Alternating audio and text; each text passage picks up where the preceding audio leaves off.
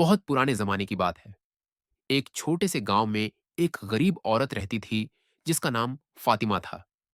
उसके पास न घर था, न दौलत, न कोई रिश्तेदार। बस एक छोटी सी झोंपड़ी थी जो गांव के किनारे पर थी, जहां कोई नहीं जाता था। फातिमा हर रोज मजदूरी करती, लकड़ियां बेचती और किसी तरह अपना पेट भरती। लोग उसे बुढ़िया फातिमा कहते थे, लेकिन उसके दिल में अल्लाह का बहुत खौफ था और दूसरों के लिए मोहब्बत थी। एक दिन फातिमा सुबह सवेरे उठी और बाहर निकली। आसमान पर बादल छाए हुए थे और हवा में सर्दी का एहसास था। वो अपनी रोजाना की मजदूरी के लिए निकली, लेकिन उस दिन उसे कोई काम नहीं मिला। शाम हो गई और फातिमा के पास खाने के लिए कुछ नहीं था। उसने अपनी झोपड़ी में देखा, बस एक मुट्ठी आटा बचा था। उसने सोचा, अल्लाह का शुक्र है, कम से कम आज की रात भूखी नहीं सोऊंगी। फातिमा ने वो आटा गूंधा और एक छोटी सी रोटी बनाई। जब रोटी तवे पर सेंकी जा रही थी, तो उसकी खुशबू पूरी झोंपड़ी में फैल गई। फातिमा की आंखों में खुशी के आंसू आ गए। उसने बिस्मिल्लाह पढ़ी और रोटी को प्लेट में रखा। लेकिन जैसे ही वो पहला लुकमा लेने वाली थी, अचानक दरवाजे पर दस्तक हुई। कौन है?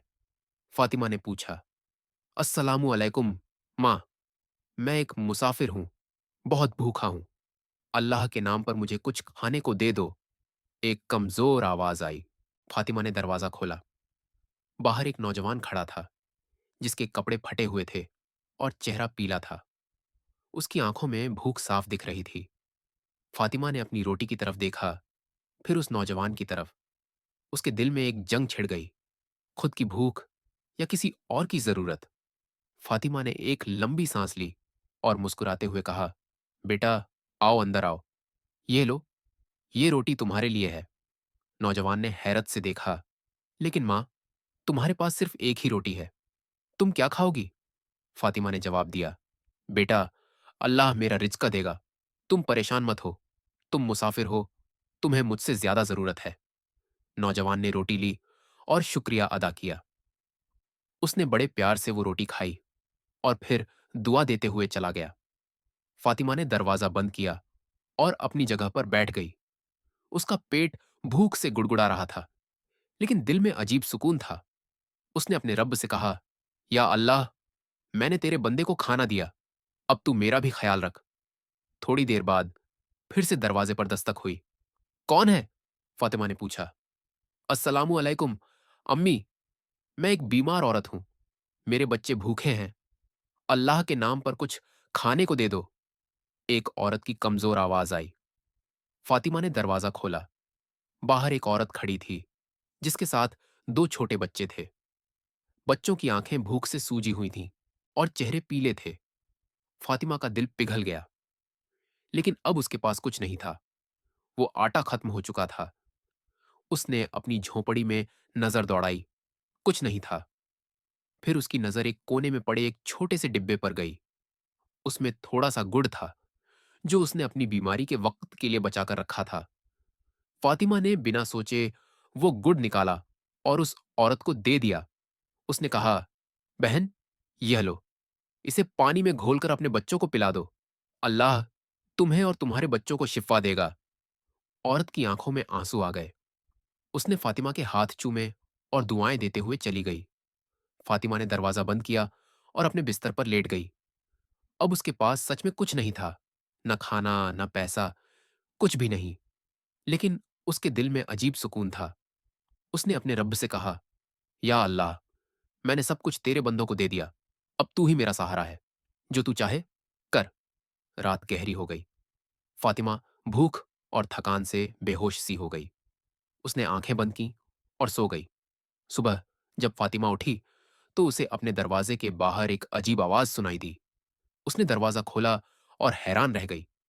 बाहर कई लोग खड़े थे और उनके हाथों में खाने का सामान था। रोटियां, दाल, चावल, सब्जियां, फल और बहुत कुछ। एक बुजुर्ग आदमी आगे आया और बोला, बहन फातिमा, कल रात जो नौजवान तुम्हारे पास आया था, वो हमारे गांव के सरदार का बेटा था। वो रास्ता भटक गया था और भूख से बेहाल था। तुमने उसे अपनी आखिरी रोटी दी। जब वो घर पहुंचा और यह बात बताई, तो सरदार साहब ने कहा कि हम सबको तुम्हारी मदद करनी चाहिए, ये सब तुम्हारे लिए है। फातिमा की आंखों में आंसू आ गए। उसने कहा, सुभान अल्लाह, मैंने सिर्फ अल्लाह की रजा के लिए दिया था, किसी बदले के लिए नहीं। लेकिन बुजुर्ग ने कहा, बहन, यह अल्लाह की रहमत है। तुमने उसके बंदों की मदद की तो उसने तुम्हारी मदद की। लोगों ने सारा सामान फातिमा की झोंपड़ी में रख दिया। फातिमा हैरान थी, इतना सामान उसने जिंदगी में कभी नहीं देखा था। उसने अल्लाह का शुक्र अदा किया और लोगों को दुआएं दी। लेकिन कहानी यहीं खत्म नहीं होती। अगले दिन वही औरत जो रात को आई थी, फातिमा के पास आई। उसके साथ उसके बच्चे भी थे और सब हंस रहे थे। औरत ने कहा, अम्मी, आपने जो गुड़ दिया था उसे हमने पानी में घोल कर पिया। अल्लाह की कुदरत देखिए, मेरे बच्चों की तबीयत ठीक हो गई और मुझे भी इतनी ताकत आ गई कि मैं आज काम पर जा सकी। मुझे मजदूरी मिली और मैंने यह रोटियां बनाई। ये आपके लिए हैं। फातिमा ने उन रोटियों को देखा और दिल से दुआ की, या अल्लाह, तेरी रहमत बेपनाह है। तूने मुझे इतना दिया कि मैं गिन नहीं सकती। दिन गुजरते गए। फातिमा की झोंपड़ी अब खाली नहीं रहती थी। लोग उसके पास आते, उसकी मदद करते और उससे दुआएं लेते। फातिमा भी जितना मिलता उतना बांटती। उसने अपने दिल में यह तय कर लिया था कि जब भी किसी को जरूरत होगी वो मदद जरूर करेगी। एक दिन एक अमीर सौदागर गांव में आया। उसने फातिमा के बारे में सुना और उससे मिलने आया। उसने पूछा, बहन, लोग कहते हैं कि तुमने अपनी आखिरी रोटी एक अजनबी को दे दी थी। क्यों? क्या तुम्हें अपनी फिक्र नहीं थी? फातिमा ने मुस्कुराते हुए जवाब दिया, भाई, मुझे अपने रब पर पूरा यकीन है। मैं जानती थी कि अगर मैं उसके बंदे की मदद करूंगी तो वो मेरा भी ख्याल रखेगा। और देखो, उसने कैसा ख्याल रखा। मैंने एक रोटी दी, उसने मुझे सैकड़ों रोटियों का इंतजाम कर दिया। सौदागर बहुत मुतस्सिर हुआ। उसने कहा, बहन, तुम्हारा ईमान देखकर मेरा दिल शर्मिंदा हो गया। मेरे पास इतनी दौलत है, लेकिन मैं हमेशा और ज्यादा चाहता हूं। तुम्हारे पास कुछ नहीं था, फिर भी तुमने दे दिया। फातिमा ने कहा, भाई, दौलत दिल में नहीं, जेब में होती है। जो दिल अल्लाह से भरा हो वो कभी खाली नहीं रहता, और जो हाथ देने के लिए खुले हों उनमें अल्लाह हमेशा भरता रहता है। सौदागर ने फातिमा को बहुत सा माल दिया और कहा, बहन, यह सब तुम्हारे लिए है। तुमने मुझे बहुत बड़ा सबक सिखाया। लेकिन फातिमा ने कहा, भाई, यह सब रख लो। मुझे सिर्फ इतना दो कि मैं अपनी जरूरत पूरी कर सकूं। बाकी सब गरीबों में बांट दो। अल्लाह की रहमत बांटने से बढ़ती है, जमा करने से नहीं। सौदागर हैरान रह गया। उसने फातिमा की बात मानी और सारा माल गरीबों में बांट दिया। उस दिन से वो सौदागर भी बदल गया।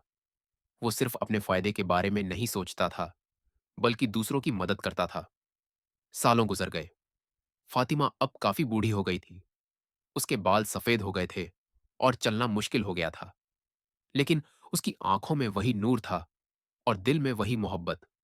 लोग उसे दादी फातिमा कहने लगे और उसकी बहुत इज्जत करते थे। एक रोज फातिमा बहुत बीमार हो गई। डॉक्टर आए और कहा कि अब वक्त करीब है। पूरा गांव उसके पास जमा हो गया। सबकी आंखों में आंसू थे।